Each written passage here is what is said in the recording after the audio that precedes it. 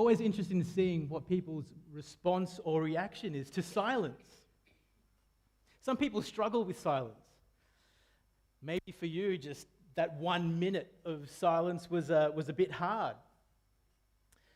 If 1 minute of silence was hard, imagine 400 years of that. See, there was a period of 400 years of silence in the history of God's people when God didn't have a word at all for Israel. He didn't speak to them. Imagine that. My wife doesn't get back to me within an hour, I already start to worry, but imagine 400 years of not hearing back from your God. That's a long time. 400. Think of all the history around the world that has transpired in the last 400 years. That's a long time for God to be silent, and yet that's how long the gap is between the Old Testament and the New Testament. But now, why do I bring up this silence? Well, because the story that was just read for us so beautifully, I might add, is a story of God deciding to break his silence and to once again start speaking to his people. You see, the last book of the Old Testament is the book of Malachi. And he was also the last of the prophets, which means he was the one given God's last message to his people before going silent. And sadly, most of that message wasn't a good one. You see, the book of Malachi, it's a sad book because Malachi was sent by God to once again call out Israel, call out her priests for their continued failures, their continued rebellion against God. And so if you're not going to hear from God for 400 years, well, that's not really the kind of message you want to be left with, is it? And yet, thankfully, the message wasn't all bad. Malachi's prophecy wasn't all bad. You see, despite their continued rebellion, despite their failures, God, in his mercy, still chooses to leave his people with hope. Yes, he's about to go silent, but not before leaving the people of Israel with the hope of the salvation, the hope of the deliverance that they so desperately longed for. And so let me show you. I want you to notice what God says to his people through the prophet Malachi. He says this, "Behold, I send my messenger, and he will prepare the way before me. And the Lord whom you seek will suddenly come to his temple, and the messenger of the covenant in whom you delight, behold, he is coming, says the Lord of hosts." He is coming. And then that message of hope continues with these words. Get this. You can look this up for yourself. These are literally the last words of the Old Testament. These are the last words that Israel would have heard from God before waiting 400 years to hear from him again. It's these words. God says to them through Malachi, "Behold, I will send you Elijah. Elijah the prophet before the great and awesome day of the Lord comes. And he will turn the hearts of fathers to their children and the hearts of children to their fathers, lest I come and strike the land with a decree of utter destruction." See, the Old Testament, it ends with a promise that one like Elijah, one in the spirit and in the power of Elijah, he would be coming. And he would be coming with a specific purpose: to prepare the way for Messiah's arrival. If you've ever gone to a concert, you know there's always an opening act. Sometimes they're good, sometimes they're not so great. Some of us were at Coldplay last week, and let's just say their opening act was not great. But anyway, you know what the purpose of an opening act is, right? It's to prepare the crowd. It's to prepare the people for the coming main event. Well, that's what God is telling his people right here through Malachi. I will be sending you this Elijah-type messenger so that when you see him, when he arrives and goes on stage, well, you know what that means. That means the headliner is close. He's about to make his appearance. And we all know who the headliner is, the one we've all come to see. Spoiler alert, it's Jesus. When this Elijah-type messenger appears, well, you know what that means. Messiah is close and is about to be revealed. So let me just try to give you a bit of a timeline, right? of what's going on, big picture. That last prophetic word from God to Israel was given somewhere around the 5th century BC. And then what followed after that, has come to be known as the 400 years of silence, the silent 400 years. A period when there was no prophet in Israel. There was no word from the Lord during this time. And while some were waiting patiently, some were waiting faithfully for their Messiah to appear, and we're going to meet just a couple of those in just a moment. Most, however, amongst the people, you know what happened?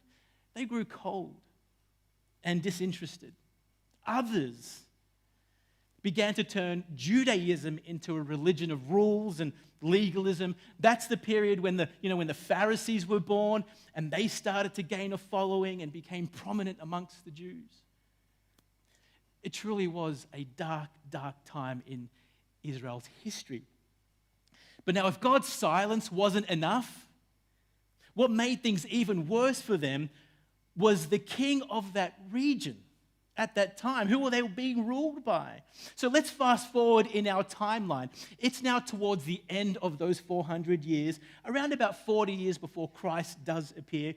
And do you remember who they're being ruled by at this time? Well, we saw it in our reading, verse 5. In the days of Herod, king of Judea.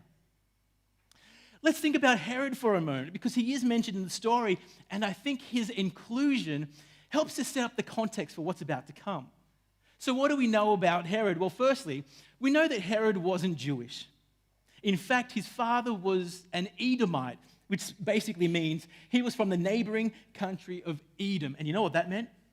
That meant that instead of being a descendant of Jacob, he was instead a descendant of Esau.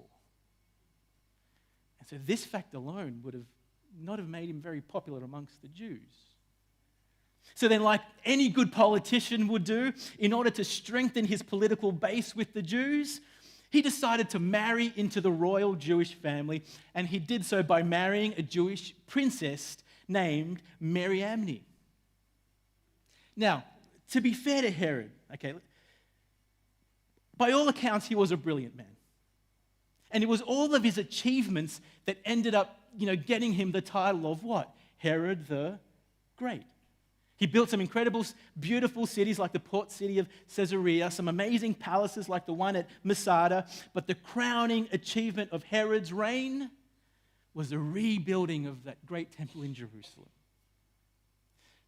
But now, although he was known as Herod the Great, morally, he was anything but great. He had 10 wives, dozen or more children. And although we could say at least, he did love Mary the most out of all of his wives, he ended up becoming suspicious of her family, though, believing that her family was trying to unseat him from power. And so what do you do, I guess, if they're trying to do that? Well, you secretly have her brother and her grandfather killed. And then later, he became suspicious of Mary herself, believing that she was being unfaithful to him, and so he has her killed. And then what do? You have her mother killed as well, and a few years later, her 2 sons executed. He was so paranoid about losing his position of power, he even has his own favorite son executed just days before his own death. And then one more, right? When he knew he was about to die, and he knew that absolutely nobody in Israel would truly mourn his passing, you know what he does? He had his soldiers arrest all the leading men of Israel, all the Jewish leaders, put them into the Colosseum, and he instructed that at the moment he died, when his soldiers got word that Herod had died, his soldiers would kill all of those Jewish leaders. Why? Well, that was his way of ensuring that at the moment of his death, there would be genuine mourning across the nation. Fortunately, the soldiers didn't follow through on that command, and so Herod wouldn't get the mourning that he had hoped for. And then, of course, you know who we're talking about. This is the same man who ordered the execution of all the male babies in Bethlehem who were 2 years or younger. That was the not-so-great Herod.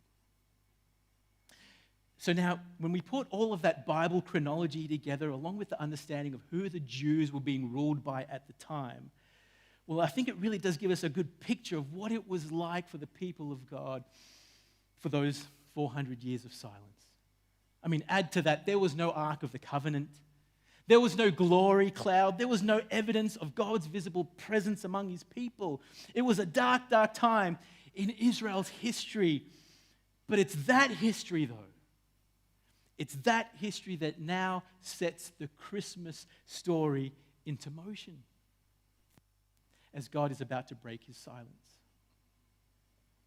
Who would have thought Christmas is just over a month away? This year's gone quick.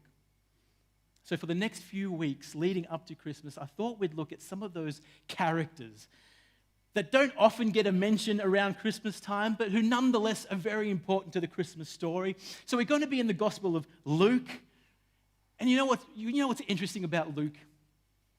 Luke doesn't begin the Christmas story with the virgin birth, or with Mary, or with Jesus for that matter. Instead, Luke begins the Christmas story by introducing us to an elderly Jewish couple.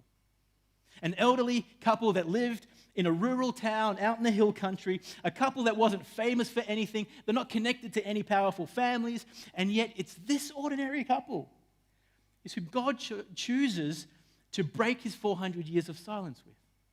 It's this couple whom God chooses to use to give birth to that Elijah-type figure, the one who God promised he would send in order to prepare the way for Messiah. So I know it's a long story, it was a long reading, it's a big chunk of text, and so we've broken it down into two parts. This week, we're simply going to cover just a few verses, and then next time that I'm on, which is actually going to be in a few weeks, we'll look at the rest of the story, and it's all going to be the goal of pointing us towards Christmas and the arrival of our Messiah. So let's go back to verse 5 again, but this time, with a bit of that history, a bit of that chronology, this time hopefully we can see what's going on just in that one verse. Verse 5, in the days of Herod, king of Judea, there was a priest named Zechariah. See, I don't think it's a coincidence that Luke begins the story like this by contrasting Herod with Zechariah. Does anyone know what the name Zechariah means? Anyone? Any guesses? How about I tell you? Yahweh remembers. Or God has remembered again, but it's always specifically in relation to his promises. Yahweh always remembers his promises. So I love how Luke begins the story. Yes, he reminds them it was a dark period for Israel under the tyrannical rule of an evil man like Herod. However, there was a priest who just happened to be named Zechariah. No way, that's too much of a coincidence. And so then notice how it reads then. In the days of Herod, those dark and silent years, there was a priest named Zechariah. God has been silent with you, Israel, yes, but Yahweh always remembers his promises. You see, I think that in itself is one of the great lessons that we can take from a story like this. I mean, I'm sure that most of us have gone, perhaps are going through right now, some dark periods in our walk with God. Or times where it seems that God is being silent with us. And you might have questions like, why is this happening? Is God punishing me? Perhaps you might be thinking, I'm angry with God for something he has done or allowed. Whatever it may be, that's really something for you and God to work out. But here's what we do know. For Israel, that silence for them, it was part of God's judgment against them as a whole, yes. But then there were others within Israel, like this wonderful couple, Zechariah and Elizabeth. They really hadn't done much for God to punish them, had they? I mean, look at what we're told in verse 6. We're told that they were both righteous before God, walking blamelessly in all the commandments and statutes of the Lord. Just a simple, faithful couple who served the Lord together, and yet they were in the thick of it too. Remember, they too were included in the people of Israel who had experienced God's silence for most of their lives. And yet I believe this couple is given to us here in this story as a way of showing us how God might want us to react, how God might want us to respond, how he wants us to persevere, even through those dark and dry and difficult periods in our walk with God. And how did they persevere, though? How did Zechariah and Elizabeth persevere? They never gave up hope. They continued to walk righteously before God. They remained faithful in their service to God. Why? Well, it's in their names, isn't it? I mean, we've already spoken about Zechariah's name. God remembers his promises. Anyone know what Elizabeth's name means? My God is an oath. My God is an oath. In other words, my God is absolutely reliable. My God can be counted on. His word is his bond. So now put those two names together, and that's why Zechariah and Elizabeth were able to persevere faithfully through those silent years. It's because they believe that our God remembers his promises, because our God is an oath. He is absolutely reliable. He can be counted on. He can be trusted, even when I don't understand why he's allowing this in my life right now. You know, perhaps God brought you here this morning just to give you that simple reminder. Yes, you may be in the thick of it, and it's hard. And I can't seem to see or hear or even feel God at the moment. And yet here's what we do know. Here's what never changes. Yahweh remembers his promises, because Yahweh is an oath. And so like Zechariah and Elizabeth, God may be telling you this morning, don't give up. Instead, keep persevering through it, because he is trustworthy. And you can count on him to come through and deliver when it's time. When it's time. But for now, in the meantime, continue to walk with him. Continue in your faithful service to him. I wonder if someone this morning is needing to hear that from Yahweh. He remembers his promises because he is an oath. But now we really do need to continue, because we haven't even made it past their names, right? So I'd like to notice one more thing about Zechariah and Elizabeth. And this really is what's at the heart of their story and why God decides to break his silence. And let's continue from verse 5 again. It says, in the days of Herod, king of Judea, there was a priest named Zechariah of the division of Abijah, and he had a wife from the daughters of Aaron, and her name was Elizabeth. And they were both righteous before God, walking blamelessly in all the commandments and statutes of the Lord.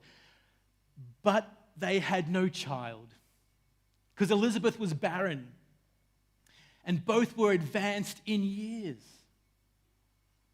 You see, like any godly, faithful Jewish couple back then, they really only had two main goals in life. The first one was to serve God together, serve God as a family. The second one, and this was a big one for them, their second main goal in life was to have a family. We're told that the first part was on track. They were involved in serving God. They're in ministry. Zechariah was a priest. Elizabeth would have come from a long line of priests because she was of the line of Aaron. But now their second goal, their hopes and dreams of ever having a child, it had all but faded away. Because not only was Elizabeth barren, which means she couldn't have kids, but now they're too old anyway.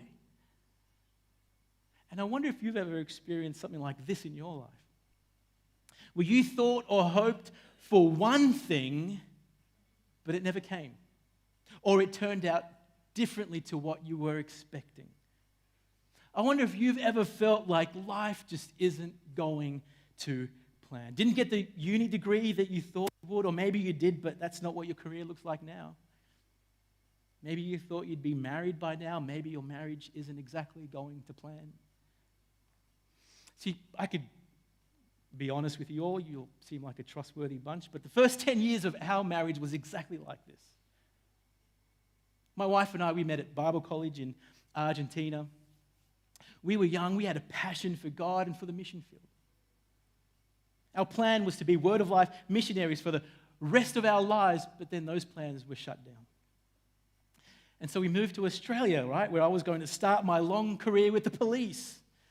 Process was going well until we got to the medical tests. Not the fitness test, I would have killed those ones, the medical tests. And I was told that and I try to put it nicely, I guess, I was told that my BMI was too high. In other words, I was too overweight to join. And so those dreams were shattered as well. So I became a youth worker with troubled kids, and I loved that, and it was going great until my father-in-law passed away out of the blue. That changed our plans once again. We're now back in Argentina, thinking that we're going to work for the family business for the rest of our lives. But let me tell you, those years were perhaps the hardest I've ever gone through. Didn't enjoy the job. Stopped going to church, didn't enjoy the church. And our marriage went through the hardest years that we've ever gone through. Life wasn't going to plan. And it was hard. And you know what? I bet it was hard for Zechariah and Elizabeth too. Yes, they lived righteously, but they were still human. And so we've got to imagine that not receiving the one thing that you'd longed for your whole life, a child, what could be harder than that? Nowadays, not having kids for many couples is simply a choice people decide to make, a choice that more and more couples seem to be making, whatever the reasons they may have. But back then, in those days, being barren, not being able to have kids, there was hardly anything worse for a couple back then. I mean, not only did it mean not having anyone to look after you in your old age, but more than that, being barren was seen as a curse from God. God was punishing them for some reason. It meant that you had to deal with questions like, so Zechariah and Elizabeth, that couple that can't have kids, I wonder what's wrong with them. I wonder why God is displeased with them. Maybe what might we not know about them?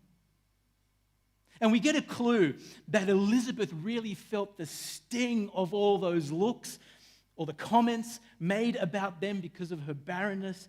We get a clue of that she felt it because of verse 25. Did you notice when she says, "Thus the Lord has done for me in the days when he looked on me to take away my reproach among people"? That seems to be Elizabeth's admission that she felt the reproach from the people around her. I don't know about you, but I can relate to feeling like that sometimes too.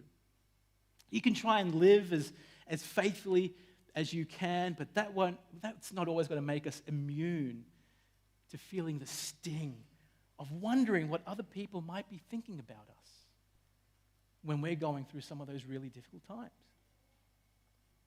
Again, I remember when we were going through our really difficult season with Toby. We knew God was in control. We knew that he heard our prayers. And I believe that we were, doing the best with what we knew at the time. And yet, if I'm really honest, for all those years, it was really hard to shake that feeling of, man, I wonder what people are thinking about us and my parenting, my ministry, whether I should even be a pastor or not at all. And let me just say as a side note, that was internal. That were my thoughts and I think this speaks to the kind of church that we are, the kind of family I really believe that we have here. But those were just my thoughts because not once during that whole time, not once did I or Maru ever feel reproached or condemned or looked down on among our people here. We only ever received love, support, and prayer. So I wanted to just make that clear. But in saying that, that's not always going to be the case, is it? Because like with the people who surrounded Elizabeth, there will always be those looking at our lives and making their assessments of why certain things are happening to us or why our lives aren't going to plan. Some especially the religious ones, who were most likely the ones in Zechariah and Elizabeth's circle, the religious ones, they're probably thinking, I wonder why God is displeased with them. What don't we know about them? Is God punishing them for something? And so this is how Zechariah and Elizabeth might be an encouragement to you and I this morning. Because I think one of the main reasons we're told that they were such a godly couple, it wasn't like to put them on a pedestal or anything like that, but it was to show not only their detractors, but also to show them, to comfort them with the knowledge that perhaps life for you, Zechariah and Elizabeth, it's not going to plan. But let me assure you, it has nothing to do with anything you've done. This isn't a curse or a sign that God is displeased with you in any way. He is not angry or disappointed in you. In fact, the opposite is true. You see, for Zechariah and Elizabeth, there was no hidden sin. They were godly and blameless, and yet, in God's wisdom and in God's plan for them up until this point, they were nonetheless old and childless. And that hurt. That hurt, and yet, please get this, because Zechariah and Elizabeth, they're such a gift to us this morning. That hurt. They were old and childless, and yet it didn't stop them in their pursuit of God. Didn't stop them in their pursuit of God. What are you struggling with this morning? What in your life isn't going to plan? Maybe it is your career. Maybe it's your singleness. Maybe it's your marriage or some other relationship. Maybe it's not being able to have kids. Maybe it's where your kids are at. And you know what? You wish it were different. You wish God would change the situation. But in His wisdom and in His plan for you, He hasn't for now. And it hurts. Well, if that's any of us, again, I wonder if God brought you this morning for that simple reminder, simply to hear Yahweh say to you, like He said to Zechariah and Elizabeth, you know what? Let me assure you, it has nothing to do with anything you have done. This isn't a curse or a sign that God is displeased with you in any way. He is not angry or disappointed in you. In fact, the opposite is true. You may be old and childless, or whatever thing in your life isn't going to plan, and it hurts, but please, don't let that stop you. Like it didn't stop Zechariah and Elizabeth. Don't let that stop you. Pursue God. To be righteous before God. To walk blameless in His commandments.